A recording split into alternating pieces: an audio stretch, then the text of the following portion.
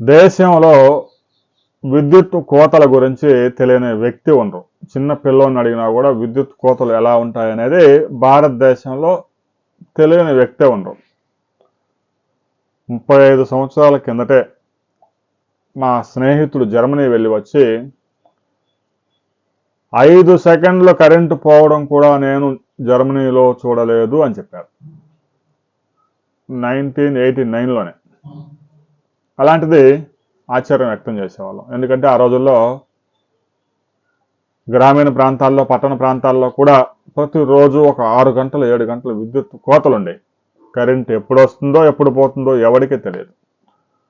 వాన రాకడా ప్రాణం పోకడా అనేవాళ్ళు. కరెంటు రాకడా కరెంటు పోవడం అనేది ఎవరికీ అంతుబట్టేది కాదు. వచ్చినప్పుడు చూసుకోవటమే. అలాంటి పరిస్థితుల నుంచి ప్రస్తుతం దేశం మిగులు విద్యుత్తుని సాధించింది. ఎప్పుడైతే సోలార్ విద్యుత్ ఉత్పత్తి పెద్ద ఎత్తున ప్రారంభమైందో గడిచిన 6 సంవత్సరాలుగా సోలార్ విద్యుత్ రంగంలో పెను మార్పులు చోటు చేసుకున్నాయి. భారతదేశంలో మొత్తం 5 లక్షల కెపాసిటీ విద్యుత్ ఉత్పత్తి జరుగుతూ ఉంది. అందులో 1,00,000 మెగావాట్లు సోలార్ విద్యుత్ ఉత్పత్తి అవుతా ఉంది. ఇక ఉదయం 6 గంటల నుంచి సాయంత్రం 6 గంటల దాకా అయితే మిగులు విద్యుత్తు ఏర్పడిపోయి విద్యుత్ కొనుగోలు చేసేవాళ్ళు లేరు. విద్యుత్ ఎక్స్చేంజీల్లో ఒక యూనిట్ 2 పైసలకే విద్యుత్తు దొరుకుతూ ఉంది. 50 పైసలకి కొన్ని సమయాల్లో దొరుకుతూ ఉంది. మ్యాక్సిమం 2 రూపాయల లోపే విద్యుత్తు దొరుకుతూ ఉంది. దీంతో తెలంగాణ ప్రభుత్వం గడిచిన 4 నెలలుగా కొత్తగూడెం, తాజాగా హేమాద్రి థర్మల్ విద్యుత్ కేంద్రాల్లో విద్యుత్ ఉత్పత్తి నిలిపివేసి మరీ విద్యుత్ కొనుగోలు చేసి ఉపయోగించుకుంటూ ఉన్నారు. తెలంగాణలో థర్మల్ విద్యుత్ ఉత్పత్తికి ఒక యూనిట్కి 6 రూపాయల ఖర్చు అవుతా ఉంది. మరి అంత పెద్ద మొత్తంలో ఖర్చు చేసి విద్యుత్ ఉత్పత్తి చేసే బదులు ఎక్స్చేంజీల్లో 50 పైసలకి, 40 పైసలకి, 60 పైసలకి విద్యుత్ అందుబాటులో దొరుకుతూ ఉంది. దేశంలో పెద్ద ఎత్తున వర్షాలు నమోదు కావడం, వరదలు రావడం కూడా విద్యుత్ డిమాండ్ గణనీయంగా పడిపోవడానికి ప్రధాన కారణంగా చెప్తున్నారు.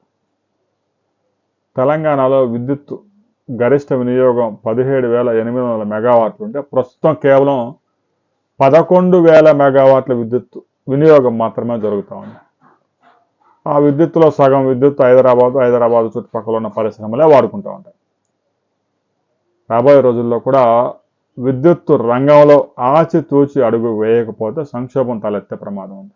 ఇప్పటికే పెద్ద ఎత్తున పరిశ్రమలు విద్యుత్ ఉత్పత్తి చేయడానికి కొత్త ఇండస్ట్రీస్ సోలార్ కానీ, పంపుడు స్టోరేజ్ విద్యుత్ ఉత్పత్తి కానీ, విండ్ పవర్ ఇవన్నీ పెద్ద ఎత్తున ఉత్పత్తి ప్రారంభిస్తూ ఉన్నాయి.